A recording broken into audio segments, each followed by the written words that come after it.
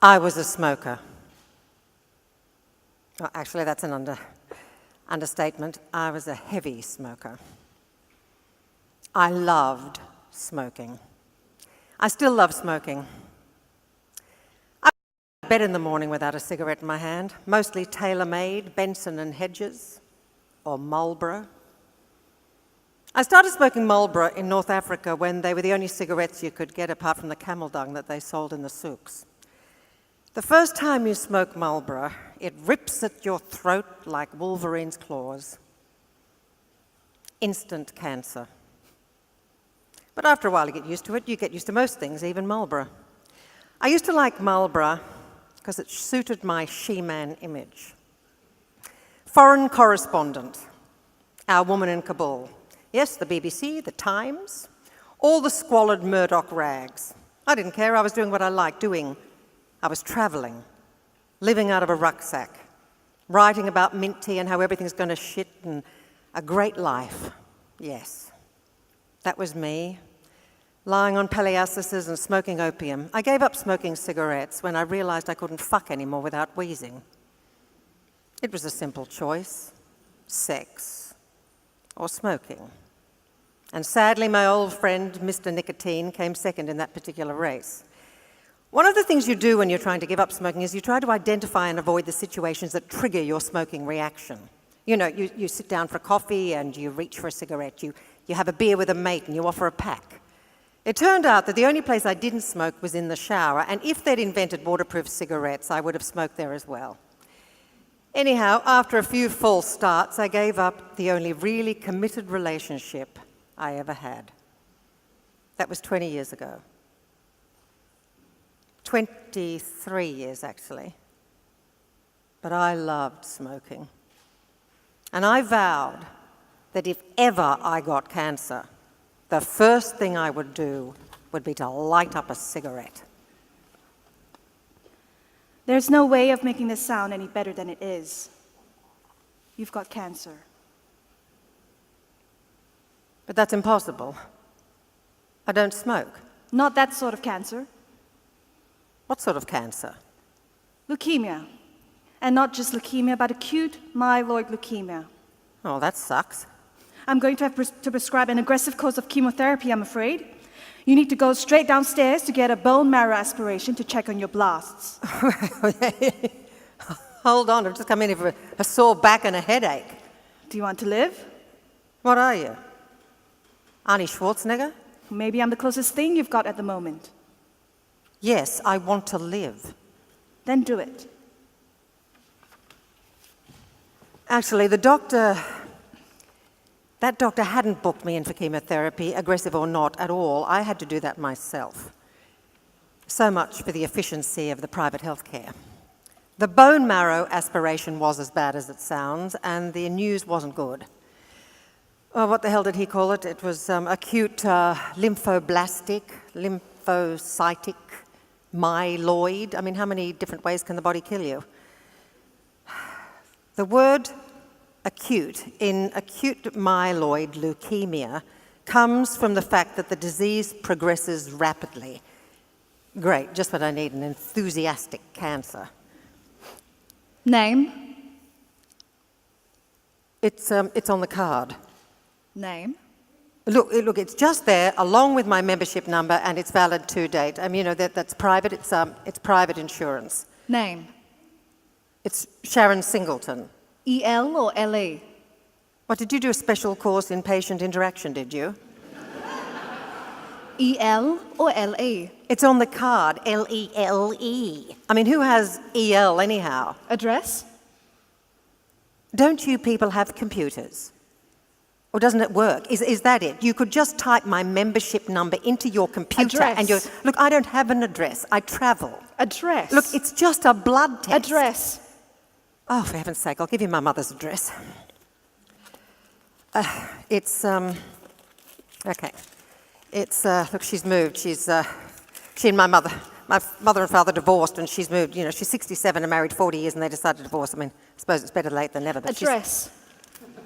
Okay, here it is. Okay, it's Unit 2014 Q1, I don't know what that means. Gold Coast, Queensland, 4217. She wanted to move up in the world. That's not the address here.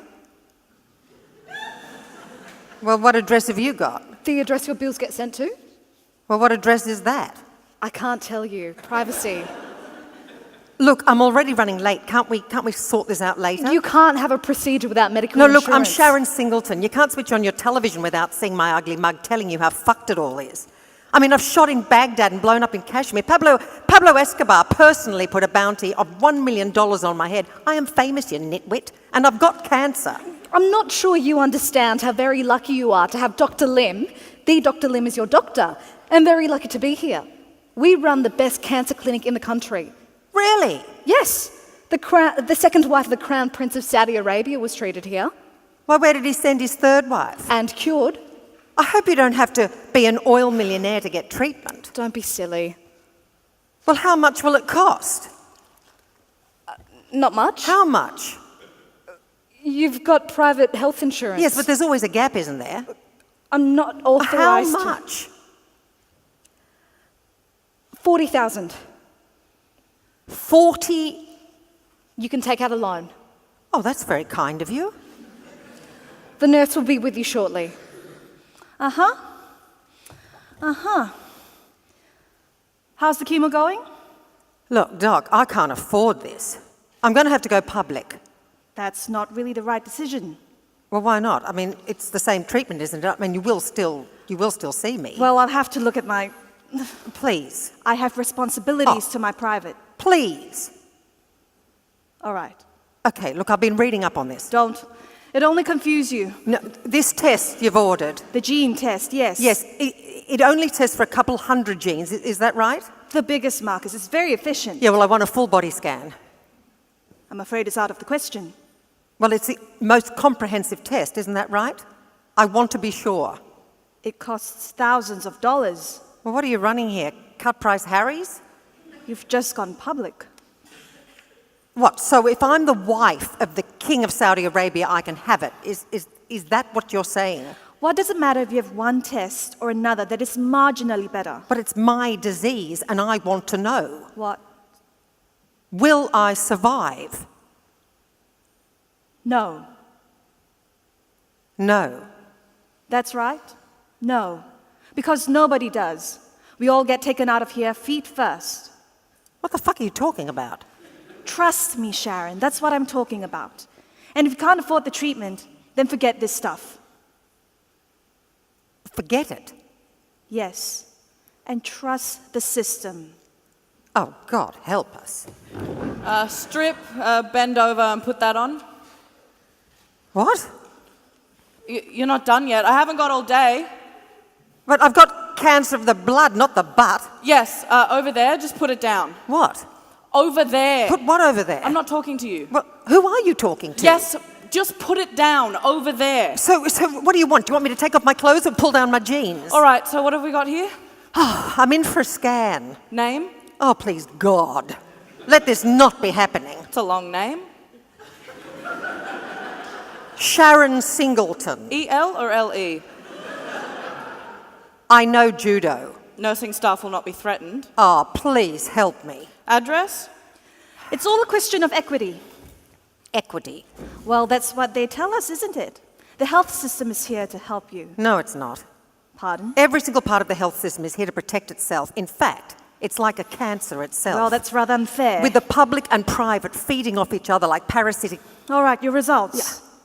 You're telling me the reason that I'm stuck with this particular non-treatment you're giving me is because the health system can't afford Yes, can't afford because I'm on a budget and there are other people. Well, why can't I have a bone marrow transplant? How old are you? Oh, so it's an age thing now, is it? Am I too old for Australia to be concerned about? You voted for it. Oh, well, wait till it's your turn to hear your doctor telling you that you're too fucking old. I hear my interns say it every day. When you know there's money being wasted hand over fist. Where? In ineffective procedures, operations, overpriced drugs. I told you to stop reading. 30%! That's what they're saying, isn't it? 30% of the health budget wasted, and I'm too old for a bone marrow transplant. I can't talk to you when you're like this. Well, I'm fighting for my life. And I'm trying to help you. And of course she was right. That's what she's trying to do. Help. That's what they're all trying to do. It's just that, like everything else that involves inconsequential things like keeping the public transport going or educating our next generation of Vegemite Australians, everyone is overworked, undervalued, and underpaid. And if I had seen people with their guts blown out dying in ditches, I'd probably feel badly treated. But I wasn't badly treated. Not by those standards. Not that one should have that as their bar. Not here in the first world country. I mean, that's what we call ourselves, isn't it? A first world country. I mean, we shouldn't be thanking ourselves for being vaguely human and, caring. But somehow, that's what politicians want us to do. Just be grateful for not kicking dying people in the teeth. It sort of works. Yep. All right. That's not working. This cancer I've got, it's a kind of flamboyant, showy disease, yeah?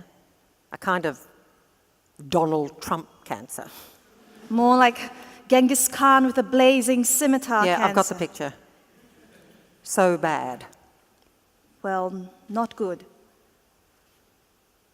Will I die? Eventually. Yes, well, of course, eventually. But should I book that Caribbean cruise I was going to take my mother on at Christmas? No. Oh, come on. You asked. Well, just because I asked doesn't mean I want an answer. Do you think every woman who says you're having an affair wants to know? Tell me what you want to do. I've read that there's a new treatment in Melbourne. Please. Can't you just do what I tell you to do? Well, is there? No. There is, isn't there? It's only a try. Well, get me onto it. You've already started chemo, so you're disqualified. Well, then get me the drug. It's too expensive. How expensive? Very. Well, that's why we have medical insurance, isn't it? I mean, give it to me. It's not covered by medical insurance. But I've got the best. Unfortunately, the best isn't good enough. Well, that's not what John Howard told us. Well, I'm telling you, it's not covered. Well, why not? Why do you think? Oh, it's the special insurance with the Sharon Singleton exclusive clause, is it? And you're a smoker. Oh, hello. It's not lung cancer, it's leukemia. Oh, give me a cigarette. I wouldn't advise Oh, that. what do you care what I don't even care what you advise. I'm going to have a damn cigarette and a gin and tonic. In fact, I'm going to have two. And if I'm going out, I'm going to go out in style. Fuck this. You go out exactly the same way everyone else does. I don't want to die. That way. Not me. I'm not going. That's what you all think, isn't it? Other people die, but not you. Children die. Refugees die on boats, at borders. Right across the face of this big, miserable planet, people are dying in the most appalling conditions. But it's not going to happen to you. You are witness to other people dying. You are the poet of pain, trying to give meaning to the numb, senseless meaning, the numb, senseless torment that you see. And you do, and you find it in economics and geopolitics, in sociology and international relations. You find it in the screwed up psychologies of power and the intricacies of minds unhinged by prejudice and fear. But it doesn't matter how far you go or how deep you probe the surface of the mystery of death and existence. You will never go deep enough. And you're nowhere close until you're standing in front of it yourself. Oh, that's big. It is, isn't it? It's the most up-to-date PT scanner in Australia. You know how it works? The collision of matter and antimatter. Oh, sounds like my last marriage. There's no need to take your clothes off. Well, what should I do with my bag? Just put it over there. Okay, how long will it take? About half an hour. If you could just... Look, I've got acute myeloid leukemia. I know. So what's this for? To see what else you've got. Oh, Your doctor didn't tell you that, no. but you knew, right? That I might have something else. Yes. Oh, I suppose I thought one thing was enough. If you could just... Oh, look, how do people react when you tell them that they've got cancer? I'm just a technician. It must be weird. What's that? Carrying people across... That's sort of what you're doing, isn't it? I'm not sure I understand what You're carrying saying. people across the river. What river? The river of knowledge. The river of maybe into the river of yes or no. Well, they wouldn't be here if it wasn't the river of yes.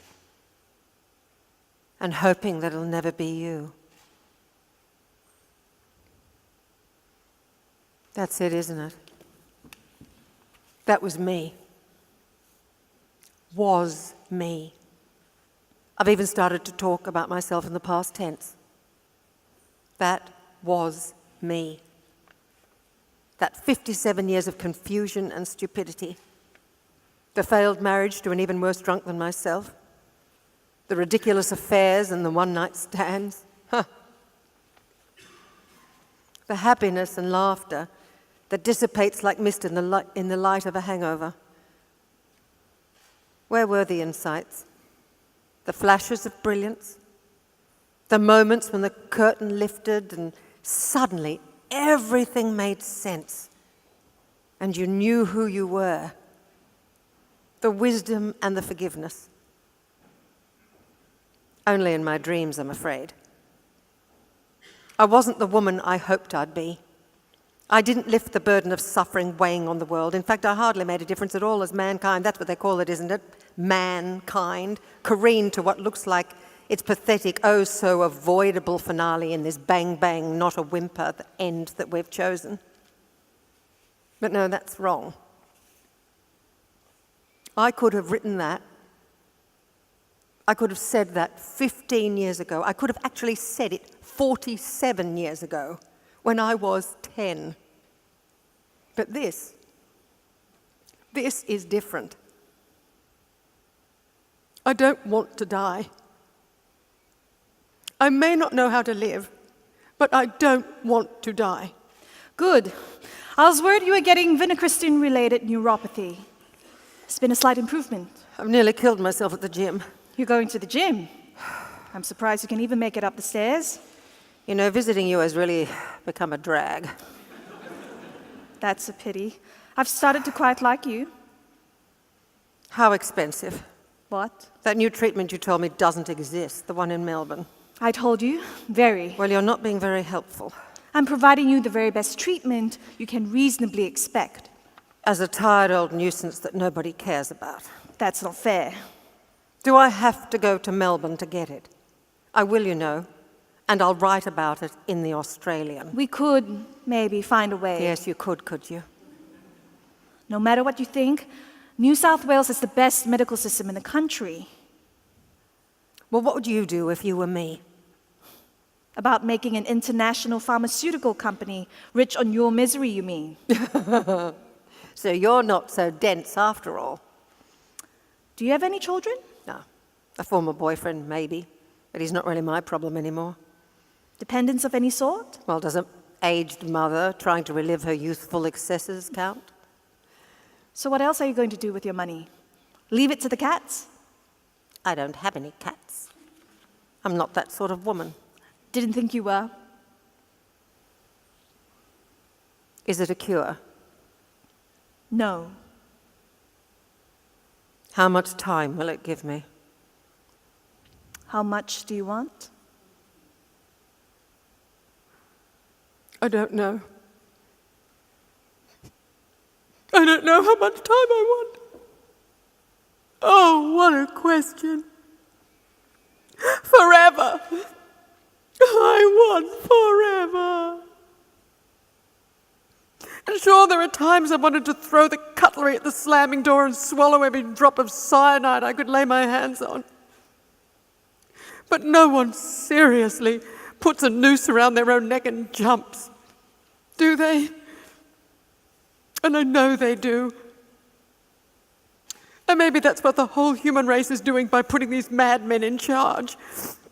But suicide, calm, determined, self-annihilation. Isn't that just a mistake? Or a delusion? The delusion that somehow you'll survive and be able to have the last laugh as everyone realizes you really, really were serious and they are really, really, really sorry for not giving you the love, the care, the respect and the attention you deserve. Isn't that what people who survive jumping off the Golden Gate Bridge think half a second after they've made the leap? Whoops. Can we really step up to the edge and say, no more? I'd rather feel nothing than this. Not me. Give me life. Give me life in the deepest pit in hell. Give me life as a galley slave. Anything. Anything to fill the air inside my lungs. And skin, oh my God, skin. Skin upon my own. Life. Oh, how much life. Time to write the great novel. Time to write a symphony. Time to fuck one more time. And not just fuck, but fuck and really luxuriate in it. And fuck 10 men at once. And fuck 100 men. And fuck 100 women as well. And time to love. Oh, give me time to love. Oh, fuck.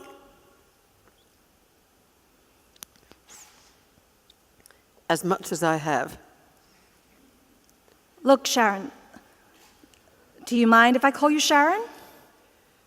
That's my name. Look, Sharon, you really should be in palliative care. Palliative care. It'd be a lot cheaper. Cheaper. You're going to die. You understand that, don't you? No. What part of it do you want me to explain? Your body? Yes, I know. My body is eating itself. I know that. I've got that. Eating itself from the inside out. That part. Oh, the part I want you to explain is how I can exist one moment and not the next. How does that work? Where do I go? Do I even exist now, if it can be so arbitrary? I'm not a priest. I'm a doctor. And all I can tell you as a doctor is that biological systems Die. return to what they were. How's that? The things that make you, the water and carbon, the elements that constitute you, return to their natural state. So life is unnatural, you mean? Well, it's not exactly like the universe is teeming with it, is it? Well, look, I don't know. Maybe it is. I don't know. Maybe it's everywhere. And we just haven't found it yet. Sure. But you, I'm afraid, aren't going to be around for that moment unless it happens in the next few months. Months? Yes. All right, you want to talk Kaplan-Meier. Some patients with your condition will last a couple of years, but most don't. And it would be irresponsible if I didn't tell you to get your affairs in order. Go on, for once in your smug, stitched-up existence. Be irresponsible. That's the best I can do. My affairs are never in order. That's how life works, isn't it? Is there anything you regret? Anything you feel you haven't done? Oh, where do I begin? You tell me. How about everything? How about there's some part of me that's always thought that all this ever was the rehearsal, and that one day the door would open and I'd be able to boldly step onto the stage and actually know my lines and what I was meant to do, you know? And the funny parts would be funny and the tragic parts would be tragic. And I'd be in it. I'd be completely and wholly, not smirking behind a mask and mixing it all up in a terrible mess. I've actually turned my life into it. But living authentically, yes, remember when all we ever wanted in our lives was to live authentically, embracing our freedom to be and to do exactly what we wanted to be and to do. And if I hurt you by fucking your husband, that was your problem, so deal with it. Remember the bracing world of freedom? No wonder everyone's scurried as fast as they can into the world of Warcraft and online porn. No wonder we're all so woefully hopeless at even saying, I love you. Did I ever love anyone, really? My mother, the poor creature. Poor pathetic dimwit, she's struggling with her own failing mortality. I daren't tell her I'm what, sick? I'm not sick, I'm fucking dying. And unless she gets a move on, I'm going to beat her. But I haven't told her because she'll just take that as another example of my base treachery that has been manifest since I forced my way into her life all those wasted years ago. Do I love her? Yes, I suppose I do. I suppose I do. I suppose I do. Yes, as we used to say in our sullen, pouting teens, I suppose so. Can I go to the party now? I suppose so. Can I have my allowance? I suppose so. Are all Dad's friends? Do I love her? Oh, yes, of course. I love her for putting up with me, but not enough to put up with her turning into another example of my cruel indifference to her misery. Anyone else in the love stakes? Let me think. Is there anyone else I've ever loved, really? Loved enough to die for? Oh, yeah, I've said it, for sure. I'll die for you, but no one's ever taken me up on the offer, thank God. I've never got that call in the middle of the night. You know, the one where they say, you know that you said you'd die for me? I've never been asked to prove it, because the fact is I probably wouldn't. I almost did, though. I almost did once. Almost died for someone, pulling them out of this fucked up situation that got very nasty, very quickly in Rwanda, one forgettable summer. But I didn't die for her. So no, I lived to die another day. I lived to cry another day. You know, sometimes you're so tired you can't even cry. Sometimes you're so tired you don't give a fuck about anything. And if they came for you with their machetes, you wouldn't give a fuck. But you would. You'd fight to your dying breath. Name? You know my name. It's hospital policy, I have to follow it. Just like I have to be here at exactly 9 a.m. just to be told I'm late, and even though I never get seen before 10:45. Don't blame me. Well, who should I blame? There are people behind you. Oh, well, they won't get their treatment before 10:45 either. And now they know why. What is this? What is it about us, hey? What is it? Are you just sick of us? Would your fucked up system just be better off if there weren't any patients? Security? Oh, yes, call the cops! And while you're at it, tell them that you're fucking turning my life into shit. Next. Oh, I'm here for my treatment. Next. Hello, everybody, it's me. Woo, I'm here. Sharon Singleton, L-E, not E-L. Sharon Singleton, the journalist. I've had hairy, smelly Hezbollah drug pushers telling me what they're going to do after they've raped me. I have talked my way out of an ISIS killing camps and found my way through the back streets of Cairo looking for murderers, but I have never faced anything like this. I have never found anything as mad and fucked up as this. If you could step this way, please. Oh, I am not stepping away. I am not leaving here until I've had my treatment. Next. Oh. You don't have the right. This is completely ridiculous.